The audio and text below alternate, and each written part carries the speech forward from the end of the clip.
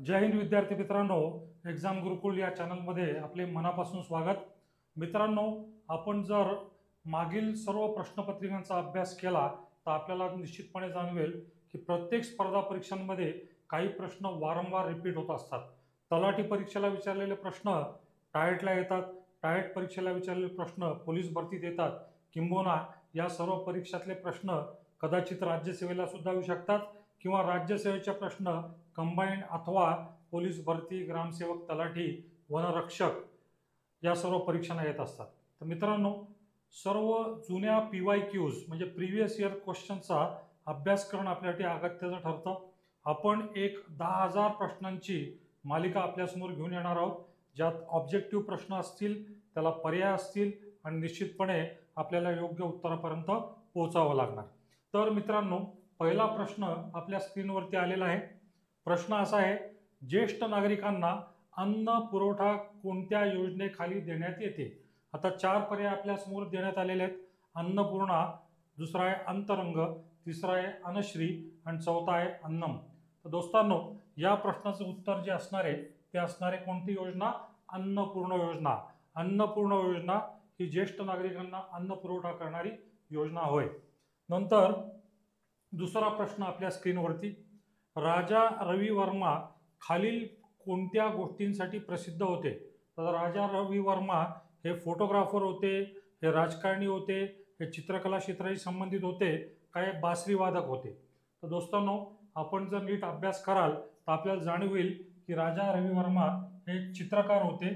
त्यामुळे यांचं क्षेत्र जे आहे ते आहे चित्रकला आणि यांच्या चित्रांचं एक संग्रहालय जे आहे हे आपल्याला केरळ राज्यात पाहायला मिळणार. नंतर प्रश्न क्रमांक 3 आपल्या स्क्रीनवरती, कोणास भारतीय चित्रपटसृष्टीचे जनक म्हणतात? पहिला पर्याय दादासाहेब फाळके, दुसरा पर्याय अमिताभ बच्चन, तिसरा पर्याय देविका राणी आणि चौथा पर्याय जो आहे तो दिलेला आहे दिलीप कुमार. आता भारतीय चित्रपटसृष्टीचे जनक असं आपण संबोधतो कोणाला? तर दादासाहेब फाळके यांना. दादासाहेब फाळके यांनी 1913 साली राजा हरिश्चंद्र नावाचा पहिला चित्रपट जो आहे तो निर्माण केलेला.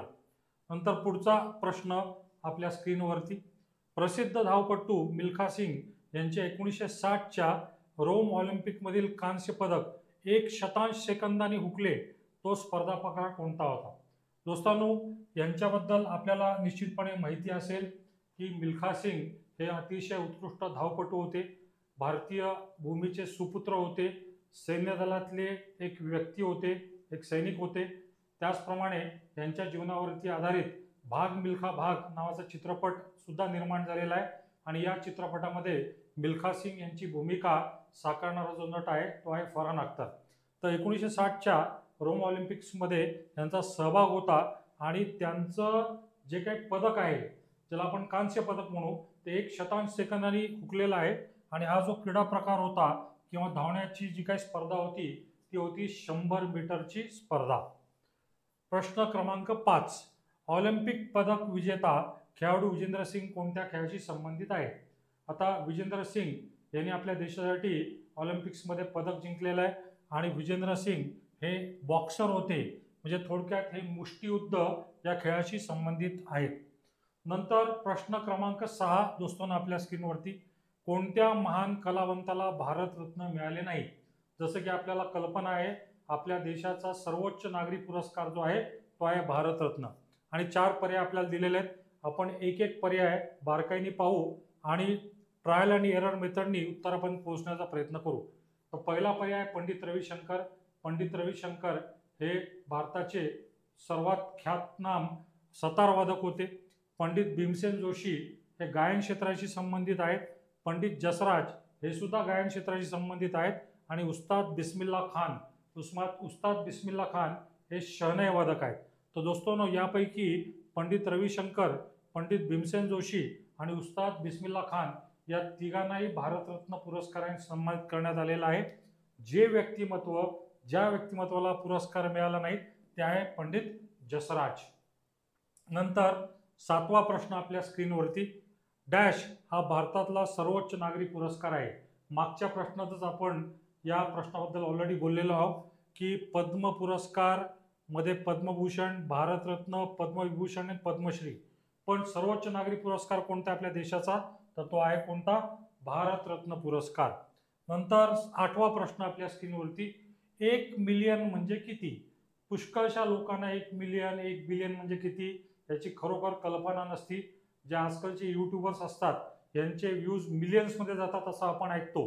तर 1 मिलियन म्हणजे किती, ते 1 लाख, 10 लाख, 100 लाख का यापैकी नाही. तर मित्रांनो 1 मिलियन म्हणजे 10 लाख होय. नंतर 9वा प्रश्न आपल्या स्क्रीनवरती, बैचुंग भुतिया कोणत्या खेळाशी संबंधित आहे. आता बैचुंग भुतिया हे आपल्या ईशान्येकडील राज्यातील एक खेळाडू आहेत आणि बैचुंग भुतिया हे हँडबॉलशी संबंधित आहेत, व्हॉलीबॉलशी संबंधित आहेत, फुटबॉलशी संबंधित आहेत का क्रिकेटशी संबंधित आहेत. असे 4 पर्याय आपल्याला दिलेले आहेत आणि आपल्याला योग्य पर्याय जो आहे तो निवडायचा आहे. तर बैचुंग भुतिया हे नाव जे आहे हे फुटबॉल खेळाशी संबंधित आहे. फुटबॉल भारतामध्ये एवढा लोकप्रिय नाही आहे, हा, पण निश्चितपणे वर्ल्ड कप मात्र आवडीने पूर्ण भारतभर पाहिला जातो. ॲट द सेम टाइम ईशान्य भारतामध्ये, पर्टिक्युलरली पश्चिम बंगाल राज्यामध्ये आणि गोवा राज्यामध्ये फुटबॉल हा अतिशय लोकप्रिय खेळ आहे. नंतर 10वा प्रश्न आपल्या स्क्रीनवरती दोस्तांनो, भारतात आंतरराष्ट्रीय चित्रपट महोत्सव, ज्याला आपण इंटरनॅशनल फिल्म फेस्टिवल म्हणतो, कोणत्या शहरात दरवर्षी संपन्न होतो. दरवर्षी प्रत्येक वर्षी आंतरराष्ट्रीय चित्रपट महोत्सव भारतातल्या एका विशिष्ट राज्यामध्ये, एका विशिष्ट शहरामध्येच जो आहे तो संपन्न होत असतो. आणि कोणतं शहर येते, तर पुणे, पणजी, मुंबई का हैदराबाद. तर आंतरराष्ट्रीय चित्रपट महोत्सव दरवर्षी गोवा राज्याची राजधानी पणजी येथे संपन्न होत असतो. तर प्रश्न क्रमांक 11, मालगुडी डेज या प्रसिद्ध पुस्तकाचे लेखक कोण. मालगुडी डेज हे काल्पनिक ज्याला आपण म्हणू एक कादंबरी आहे, पण लेखकांनी आपल्या अनुभवांवरती सुद्धा ती लिहिलेली आहे. त्याला थोडंसं फिक्शनल स्वरूप दिलेलं आहे. आणि मालगुडी डेज या प्रसिद्ध पुस्तकाचे लेखक कोण, पहिला पर्याय व.पु. काळे, दुसरा आहे पु ल देशपांडे, तिसरा आहे मंगेश पाडगावकर आणि चौथा आहे R.K. नारायणन. तर दोस्तांनो मालगुडी डेज, स्वामी आणि फ्रेंड्स इत्यादी अनेक पुस्तकांचे लेखक R.K. नारायण यांनी या पुस्तकाचं सुद्धा लेखन केलेलं आहे. कोणतं पुस्तक आहे, तर मालगुडी डेज. प्रश्न क्रमांक 12, खालीलपैकी कोणास नोबेल पारितोषिक मिळालेले नाही. दोस्तोंनो आपल्याला माहिती आहे जगातला सर्वोच्च पुरस्कार जो आहे तो आहे नोबेल पुरस्कार. 6 क्षेत्रात दिला जातो, शांतता, साहित्य, भौतिकशास्त्र, वैद्यकशास्त्र, रसायनशास्त्र आणि अर्थशास्त्र. तर खालीलपैकी कोणाला मिळालेला नाही असा प्रश्न आपल्याला विचारलेला आहे. आणि 4 पर्याय आहेत, मदर टेरेसा, नंतर अमर्त्य सेन, रवींद्रनाथ टागोर आणि महात्मा गांधी. दोस्तांनो मदर टेरेसा या पहिल्या भारतीय महिला होत्या ज्यांना नोबेल पुरस्कार मिळालेला आहे. हा शांततेचा नोबेल पुरस्कार होता. अमर्त्य सेन यांना सुद्धा पुरस्कार प्राप्त झालेला आहे अर्थशास्त्रासाठी. रवींद्रनाथ टागोर दोस्तांनो भारताचे पहिले असे व्यक्तिमत्व होते ज्यांना 1913 सालचा नोबेल पुरस्कार मिळालेला आहे, परत एकदा साहित्य क्षेत्राशी. महात्मा गांधींचं नाव अनेक वेळा नोबेल पुरस्कारासाठी, विशेषतः शांतता पुरस्काराशी सुचवण्यात आलेलं होतं, पण त्यांना हा पुरस्कार कधीही प्रदान करण्यात आलेला नाही. त्यामुळे या प्रश्नाचं उत्तर असणार आहे महात्मा गांधी. प्रश्न क्रमांक 13, स्वाभिमान योजना खालीलपैकी कशाशी संबंधित आहे. 4 पर्याय दिलेत आपल्याला, वृद्धापकाळातील पेन्शन, दारिद्र्य रेषेखालील लोकांसाठी बँक, शहरी बेरोजगार युवकांसाठी आर्थिक मदत का मागासवर्गीय मुलांना शैक्षणिक मदत. तर आपल्याला स्वाभिमान योजना आहे, तर स्वाभिमान या प्रश्नाचं उत्तर जे असणार आहे दोस्तांनो ते आहे दारिद्र्य रेषेखालील लोकांसाठी बँकमध्ये खातं उघडून देणे या संदर्भातली ही जी आहे ती योजना आहे. प्रश्न क्रमांक 14, लाडली लक्ष्मी योजना कोणत्या राज्यात राबवली आहे. आता लाडली लक्ष्मी याला लाडली बहन योजना असं सुद्धा म्हणलं जातं. आणि या लाडली लक्ष्मी किंवा लाडली बहीण योजनेवरूनच महाराष्ट्रामध्ये लाडकी बहीण योजना जी आहे ती कार्यान्वित करण्यात आलेली आहे. तर ही योजना कोणत्या राज्यांनी राबवलेली आहे. पर्याय आहे उत्तर प्रदेश, दुसरा आहे मध्य प्रदेश, तिसरा आहे राजस्थान, चौथा आहे हरियाणा.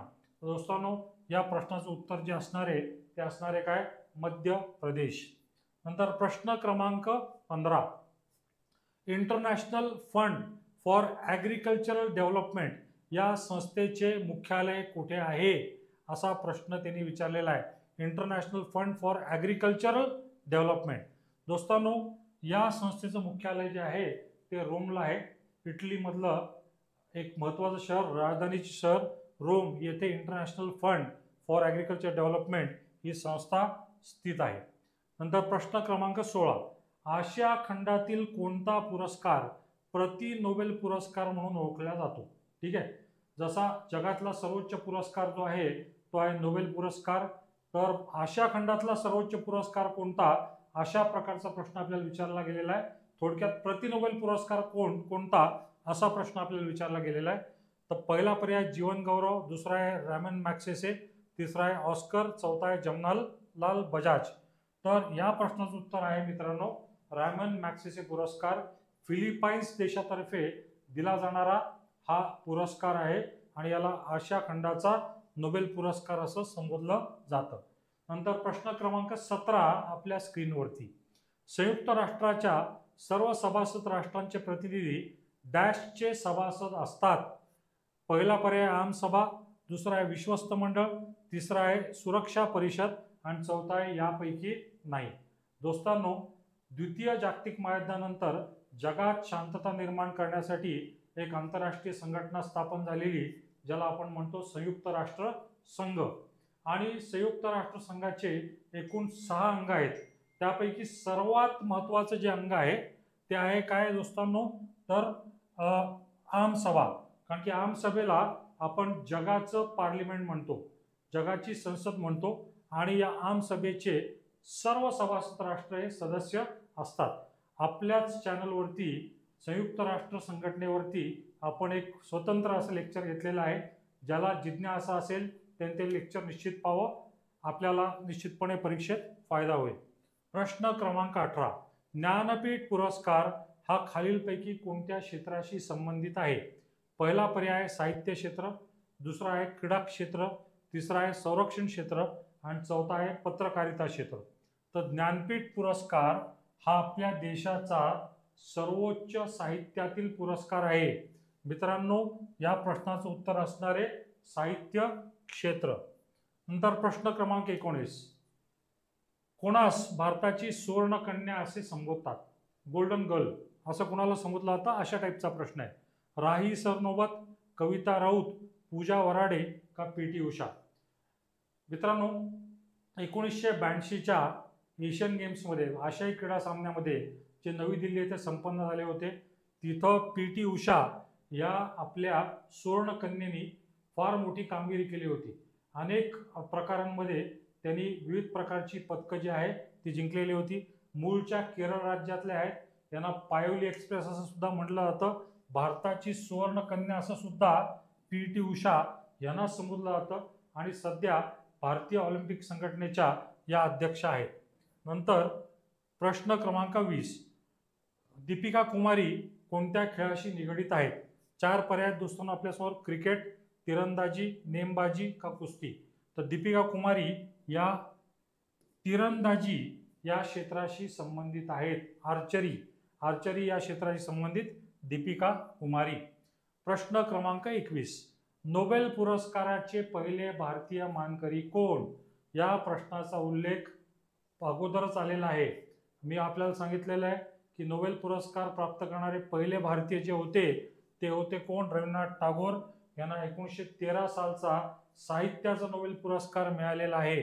स्वामी विवेकानंदांना नोबेल पुरस्कार मिळालेला नाही, महात्मा गांधी यांना पण मिळालेला नाही, सलमान खुर्शीद यांना पण हा पुरस्कार मिळालेला नाही. प्रश्न क्रमांक 22. जॉन ऑड्रियन शेफर्ड बॅरन हे कशाशी संबंधित आहे? पहिला पर्याय आहे पेटीएम, दुसरा पर्याय एटीएम, तिसरा पर्याय फोन पे आणि चौथा पर्याय जो आहे पेपाल.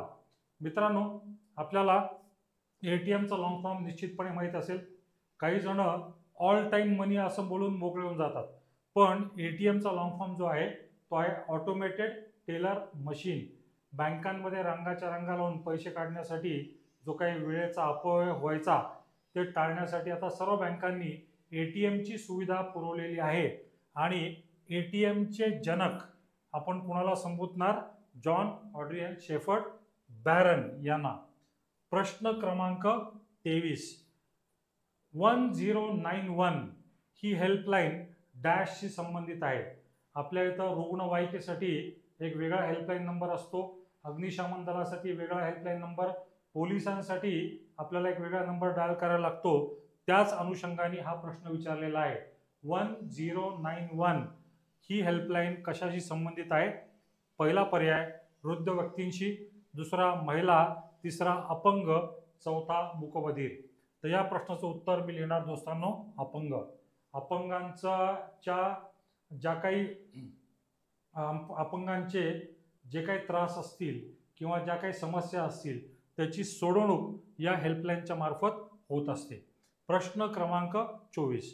ऑलिम्पिकमध्ये व्यक्तिगत सुवर्ण पदक मिळवणारा पहिला भारतीय खेळाडू कोण? मित्रांनो, भारताने ऑलिम्पिकमध्ये प्रथमतः जे पदक जिंकलं ते सांघिक खेळामध्ये जिंकलंय, ते हॉकीमध्ये जिंकलंय. 1928 साली आपण सुवर्ण पदक जिंकलेलं होतं. पण इथं प्रश्न आपल्याला असा विचारलेला आहे की व्यक्तिगत इंडिव्हिज्युअल गेम्समध्ये सुवर्ण पदक मिळवणारा पहिला खेळाडू कोण? तर आता या प्रश्नाचं उत्तर जे असणार आहे ते असणार आहे दोस्तांनो काय? अभिनव बिंद्रा. आता राज्यवर्धन राठोड यांनी नेमबाजीमध्ये जिंकलेलं आहे पदक, पण कोणतं पदक जिंकलेलं आहे? ते आहे सिल्वर मेडल. खाशाबा जाधव हे भारताचे पहिले ऑलिम्पिक पदक विजेते आहेत. त्यांनी 1952च्या हेल्सिंकी ऑलिम्पिक्समध्ये कांस्य पदक जिंकलेलं आहे. पण आपल्याला प्रश्न सुवर्ण पदकाविषयी विचारण्यात आलेला आहे आणि सुवर्ण पदक जिंकणारे पहिले जे भारतीय खेळाडू आहेत जे आहेत नेमबाज अभिनव बिंद्रा. प्रश्न क्रमांक 25. मेरी कोम ही भारतीय खेळाडू कोणत्या खेळाशी संबंधित आहे? वेट लिफ्टिंग, बॉक्सिंग, नेमबाजी का टेबल टेनिस? तर मेरी कोम यांना आपण सुपर मॉम म्हणतो की आई झाल्यानंतर सुद्धा या स्पर्धेमध्ये भाग घेत असतात. नुसता स्पर्धांमध्ये भागच घेत नाहीत तर त्या पदक सुद्धा जिंकतात. आणि या कोणत्या खेळाशी संबंधित आहेत? तर बॉक्सिंगशी संबंधित आहेत. यांच्या जीवनावरती एक बायोपिक पण निघालेली आहे, त्यात मेरी कोम यांची भूमिका साकारलेली आहे प्रियांका चोप्रा यांनी. प्रश्न क्रमांक 26. थॉमस कप, उबेर कप कोणत्या खेळाशी संबंधित आहेत? पहिला पर्याय आहे क्रिकेट, दुसरा आहे बॅडमिंटन, तिसरा आहे हॉकी आणि चौथा आहे कबड्डी. तर प्रत्येक खेळाशी कोणता ना कोणता चषक किंवा करंडक किंवा कप निगडीत असतो. थॉमस कप आणि उबेर कप हे निगडीत आहेत कोणत्या खेळाशी? तर बॅडमिंटन खेळाशी. थॉमस कप हा पुरुष बॅडमिंटनसाठी आहे, उबेर कप महिला बॅडमिंटनसाठी आहे. प्रश्न क्रमांक 27. खालीलपैकी देश व चलनांची चुकीची जोडी ओळखा. फाईन. आपल्याला देश पण दिलेलं आहे, त्यांचं चलन पण दिलेलं आहे, आपल्याला चुकीची जोडी ओळखायची आहे. त्यामुळे आपल्याला सरळ प्रथमतः पर्यायांकडे जावं लागेल. पहिला पर्याय जापान आणि येन, ते जोडी निश्चितपणे बरोबर आहे कारण जपानचं चलन जे आहे ते आहे येन.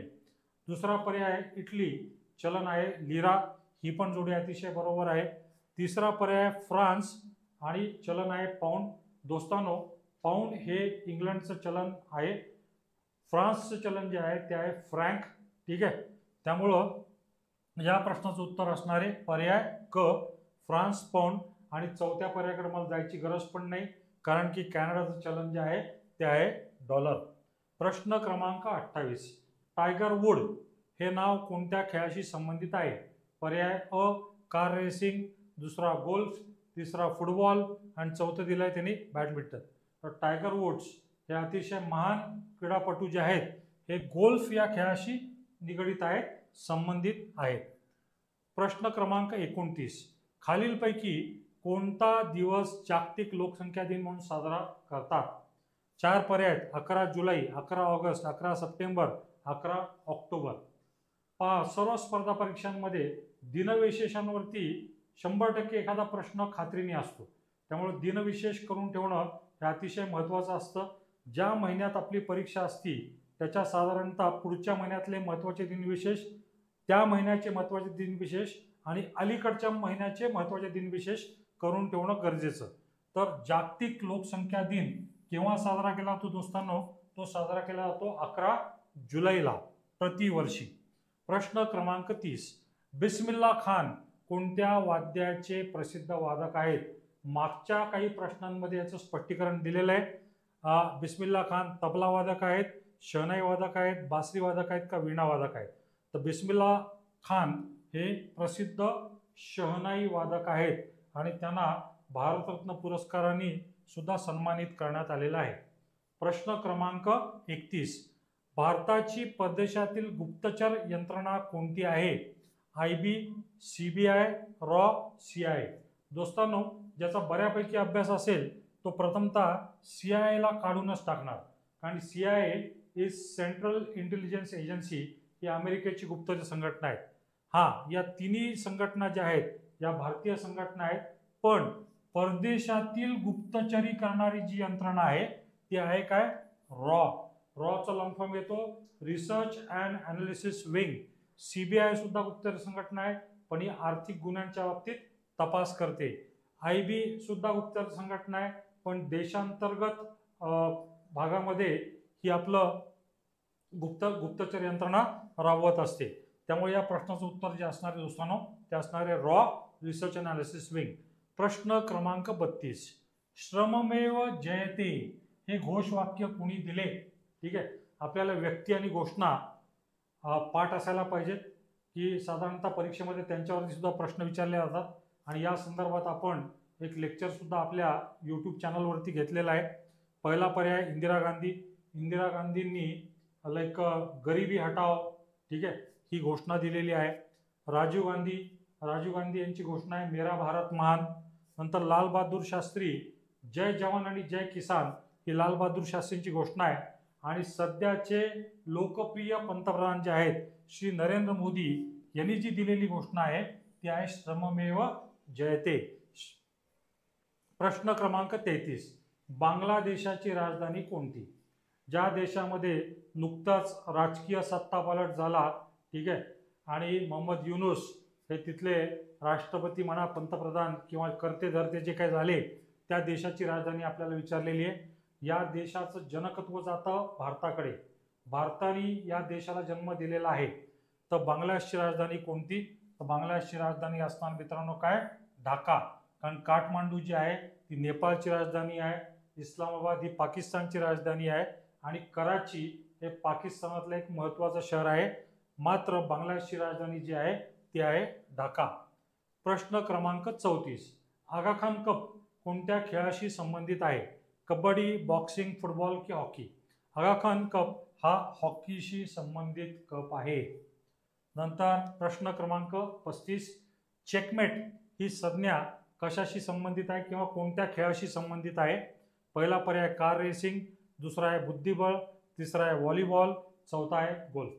जेव्हा तुम्ही शतरंज किंवा ज्याला आपण बुद्धिबळ म्हणतो किंवा चेस म्हणतो त्यात अशी एखादी मूव्ह करता की प्रतिस्पर्ध्याला आपला राजा कोणत्याही परिस्थितीत वाचवता येत नाही, अशा चालीला आपण पर्वणीची चाल किंवा ज्याला अंतिम चाल म्हणतो, तर त्याला आपण चेकमेट सुद्धा म्हणतो.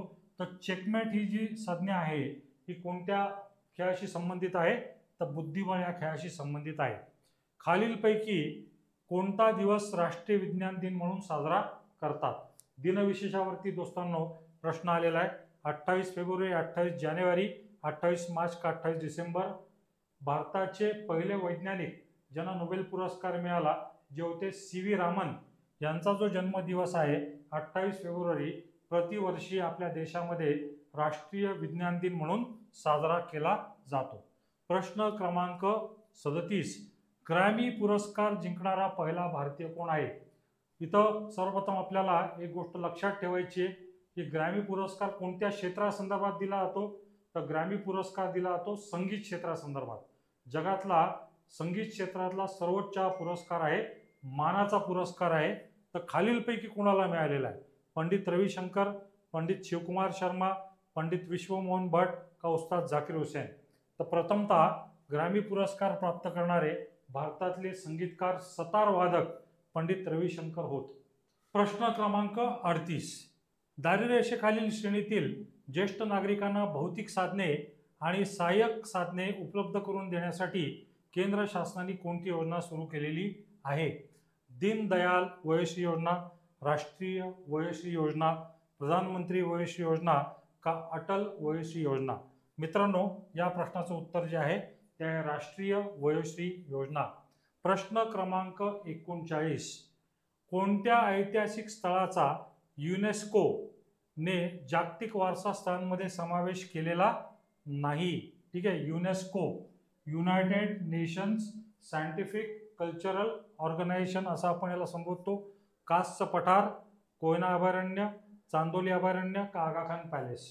तर या प्रश्नाचं उत्तर असणार दोस्तांनो आगा खान पॅलेस. कारण कास पठार, कोयना अभयारण्य आणि चांदोली अभयारण्य या तिन्ही ठिकाणांना युनेस्कोने जागतिक वारसा स्थळांमध्ये समाविष्ट केलेला आहे. प्रश्न क्रमांक 40, MC मेरी कोम ही ऑलिम्पिक विजेती खेळाडू कोणत्या राज्यातील आहे? यांचा परत उल्लेख आलेला की यांना आपण सुपरमॉम म्हणलं होतं आणि बॉक्सिंग खेळाशी संबंधित आहेत. तर मेरी कोम कोणत्या राज्यातल्या? मेघालय, अरुणाचल प्रदेश, मणिपूर का त्रिपुरा? तर ह्या ज्या आहेत या मणिपूर राज्यातील खेळाडू आहेत. प्रश्न क्रमांक 41, IPL म्हणजे काय? या प्रश्नाचं उत्तर भारतातल्या अतिशय छोट्यातला छोटा मुलगा सुद्धा देऊ शकतो. कारण की IPL म्हणजे काय? Indian premier league. बाकीचे पर्याय मी पाहत सुद्धा नाही. नंतर प्रश्न क्रमांक 42, जागतिक एड्स दिन केव्हा साजरा करतात? 10 डिसेंबर, 9 डिसेंबर, 8 डिसेंबर का 1 डिसेंबर? तर जागतिक एड्स दिन जो आहे तो प्रतिवर्षी साजरा केला जातो मित्रांनो 1 डिसेंबरला. 10 डिसेंबर हा मानवी हक्क दिन आहे. प्रश्न क्रमांक 43, अपंगत्व आलेल्या महिलेने माउंट एव्हरेस्ट सर केले आहे ही कोणती महिला आहे? भारतातली गिर्यारोहक आहे. अशा कोणत्या अपंग महिला गिर्यारोहक आहेत ज्यांनी माउंट एव्हरेस्ट शिखर सर केलेलं आहे? अरुणिमा सिन्हा, प्रियंका मोहित, अरुण सिन्हा, अश्विनी सिन्हा. या प्रश्नाचं उत्तर दोस्तांना असणार आहे अरुणिमा सिन्हा. एक अशक्य प्राप्य गोष्ट या गिर्यारोहकांनी सर केलेली आहे. इडन गार्डन स्टेडियम कोणत्या शहरामध्ये आहे? मुंबई, दिल्ली, कलकत्ता का चेन्नई? आपल्याला क्रिकेटचे जर आपण प्रेमी असू, भोक्ते असू तर आपल्याला कोणत्या शहरामध्ये कोणतं स्टेडियम आहे हे 100% माहीत असतं. इडन गार्डन स्टेडियम हे कलकत्ता मधलं सुप्रसिद्ध असं स्टेडियम आहे. प्रश्न क्रमांक 45, नाटोचा लॉंग फॉर्म किंवा नाटो म्हणजे काय असं विचारलंय त्यांनी आणि 4 पर्याय दिलेत. Nagpur agricultural traders organisation, north Atlantic treaty organisation, national agricultural organisation, north animal training organisation.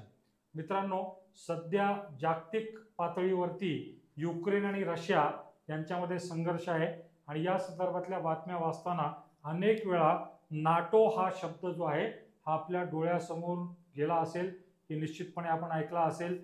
तर नाटोचा लॉंग फॉर्म जो आहे तो आहे नॉर्थ अटलांटिक ट्रीटी ऑर्गनायझेशन.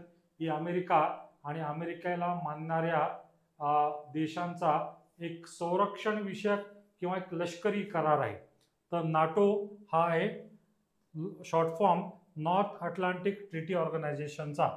प्रश्न क्रमांक 46, संयुक्त राष्ट्रसंघाचे युनोचे मुख्यालय कुठं आहे? युनायटेड नेशन्स ऑर्गनायझेशनचे हेडक्वार्टर्स कुठं आहे? पॅरिस, न्यूयॉर्क, वॉशिंग्टन का जिनेवा? तर आपल्याला लक्षात ठेवायचं आहे की युनो संयुक्त राष्ट्र संघटनेचं मुख्यालय जे आहे ते आहे न्यूयॉर्कला. मॅनहॅटन बेटांवरती याची इमारत वसलेली आहे. प्रश्न क्रमांक 47, कोणता देश सार्क देशांच्या गटामध्ये बसत नाही? मित्रांनो, सार्क ही जी संघटना आहे ज्याला म्हणतात south Asian association for regional cooperation, स्थापना झालेली 1985ला आणि सुरुवातीला याच्यामध्ये 7 देशांचा सहभाग होता. कालांतराने आणखी एका देशाला त्यात समाविष्ट करून घेण्यात आलेला आहे. 8वा देश जो आहे तो आहे अफगाणिस्तान. तर भारत आणि भारताच्या शेजारचे जे देश आहेत तर अशांचा समावेश आपल्याला झालेला पाहायला मिळतो. पाकिस्तान निश्चितपणे सार्क संघटनेचे सदस्य असणार. नेपाळ सुद्धा सदस्य आहे. भूतान सुद्धा सदस्य आहे. इराण मात्र सार्क संघटनेचा सदस्य नाही. या प्रश्नाचं उत्तर असणार आहे दोस्तांनो इराण. प्रश्न क्रमांक 48, स्वित्झर्लंड हा देश कोणत्या खंडामध्ये आहे? युरोप, आशिया, आफ्रिका का उत्तर अमेरिका? स्वित्झर्लंड भारताचे नंदनवन जसं आपण काश्मीरला म्हणतो तसंच जगाचं नंदनवन स्वित्झर्लंड या देशाला म्हटलं जातं. अनेक बॉलिवूड चित्रपटांचं शूटिंग आपल्याला स्वित्झर्लंडमध्ये झालेलं पाहायला मिळतं. आणि कोणत्या खंडामधला देश आहे हा? तर हा युरोप खंडामधला एक देश आहे. नंतर पुढचा प्रश्न क्रमांक 49, हॅरी पॉटर या कादंबरीचे लेखक कोण आहेत? या थोडक्यात असं विचारलंय, हॅरी पॉटर नावाचं एक काल्पनिक पात्र कोणी तयार केलेलं आहे. ठीक आहे, लहान मुलांमध्ये अतिशय प्रिय असं पात्र आहे. आणि याच्या लेखिका कोण आहेत? ठीक आहे, तर लेखकच्या ऐवजी ॲक्च्युली लेखिका पाहिजे. तर R.L. Stein, J.K. Rolling, emit लॅमेटन आणि बराक ओबामा. तर या प्रश्नाचं उत्तर जे असणार दोस्तांनो ते असणार आहे J.K. रॉलिंग. प्रश्न क्रमांक 50 आणि शेवटचा प्रश्न. हे प्रश्न जे घेतलेले आहेत हे विविध परीक्षांमध्ये आलेले प्रश्न आहेत, त्यामुळं हे परत एकदा पुढील आगामी परीक्षांमध्ये सुद्धा येऊ शकतात. त्यामुळं याच्याकडे आपण फोकस करत आहोत. 50वा प्रश्न, सुफी संतसाठी उर्स साजरा केला जातो. उर्सचा शाब्दिक अर्थ काय आहे? जन्म, मृत्यू, लग्न का उपनयन? तर याचा जो अर्थ असणार आहे तो असणार आहे लग्न. ठीक आहे, इथं प्रिंटिंग मिस्टेक झालेली आहे, पण त्याला आपण लग्न असं म्हणूया. तर या प्रश्नाचं उत्तर असणार आहे पर्याय सी. मित्रांनो, आपण पहिल्या व्हिडिओमध्ये 50 प्रश्न कव्हर केलेले आहेत आणि तुम्हाला मी खात्री देतो की आपण जवळपास 10,000 प्रश्न जे आहेत ते घेणार आहोत. त्यामध्ये गणिताचे प्रश्न असणार आहेत, त्यामध्ये भूगोलाचे प्रश्न असणार आहेत, त्यामध्ये तुमच्या बुद्धिमापन चाचणीचे प्रश्न असणार आहेत, चालू घडामोडीचे प्रश्न असणार आहेत. तर जर आपल्याला या व्हिडिओचा फायदा झाला असेल तर निश्चितपणे व्हिडिओला लाईक करा, शेअर करा आणि सबस्क्राईब करा. धन्यवाद दोस्तों.